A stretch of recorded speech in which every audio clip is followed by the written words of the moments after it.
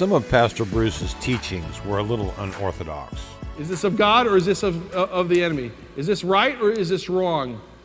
Okay, but there's a power at work. Now, isn't that the coolest thing? What he's looking for is humbleness. Our word for humbleness, it comes from the same word as we get humus. My wife said, that's not hummus, Bruce. We eat hummus. We do not eat humus, right? You know what it means? Organic, decaying matter. Aren't you glad I'm wearing gloves today? You know, I want to shake your hand afterwards. Glad you're here. Pastor Bruce's history at Waxahachie Bible Church began long ago. When several Waxahachie people started showing up at Midlothian Bible Church, we decided it was time to try to give birth to a new church family. Dave Lowry and Jerry Wofford and some others, the Matthews and the others in our church decided, hey, let's just go for it. They set up a Sunday, they advertised it, and they opened up Waxahachie Bible Church in the WOW building in Waxahachie, and Waxahachie Bible Church was born. There was a little bit of struggle finding just the right pastor to fit the bill, and then suddenly this couple, the Zimmermans showed up, Bruce and Sheila, and Waxahachie Bible Church had found a shepherd that was right there in love with them and caring for them. And then over the years, it became incredible. I would be in Baylor, Scott and White, and Bruce would walk by and he was like the chaplain of the entire community. And then I'd be at the fire department. One of my parishioners was getting promoted, and there Bruce would be in all of his uniform, and he would be the chaplain of the police department. What an incredible honor it has been to see how Bruce and Sheila have not only ministered the local body of Christ in Waxahachie Bible, but to the entire community, reaching out to unbelievers, caring for those that really need their pastoral care. We can hardly wait, my wife Mary and I can hardly wait to see the next phase in their journey in serving Jesus. And we just want them to know that as we stop at this juncture, how much they bless us, how much we love them. And we just are so thankful that the Spirit of God has only just begun to use them in such an powerful way. What is a garden boy to-do list? Okay. What is garden boy?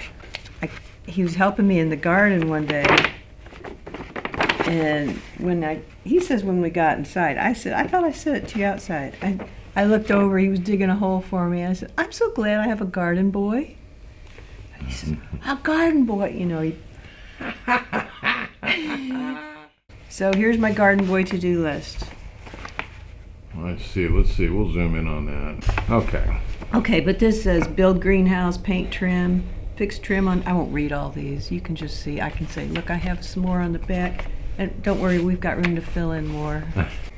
When you think back over these 40 years, what's one moment that makes you smile the most? When Bruce and I were single and living in Dallas, we bought an MG Midget. Actually, he did. We would drive down I-35 in this little car, which is not a safe car to drive on I-35. Mike Cloud was standing on the front porch, and he said, well, here comes Ken and Barbie.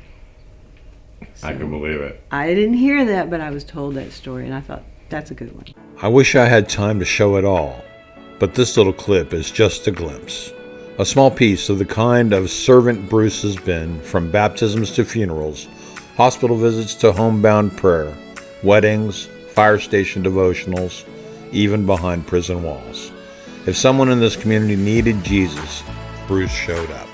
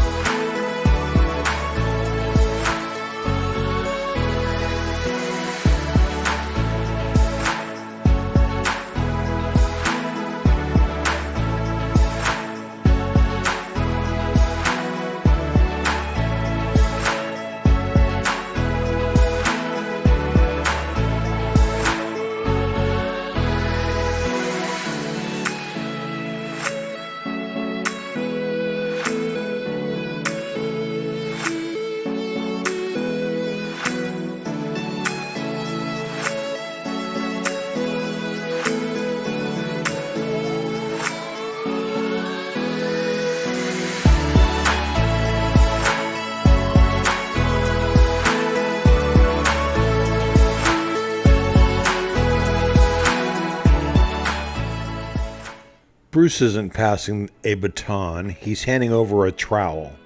Because this isn't a finish line, it's a continuation. The work goes on, brick by brick, on the foundation laid long ago. And I've got a tool here in my hand. It's from my garage. It's a good little trowel. I've used it to take bricks and score them and slap them and watch them fall apart. Pretty amazing. I'm not the best, but I've done it. Some pass the torch, some pass the baton.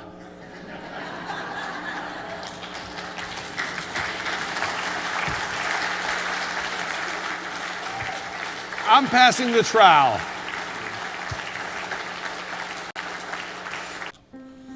And before we close, one last moment that says it all. Not with words, but with worship. Pastor Bruce and his brother Tim offering a simple song reminding us of the love that's carried this ministry from the very beginning.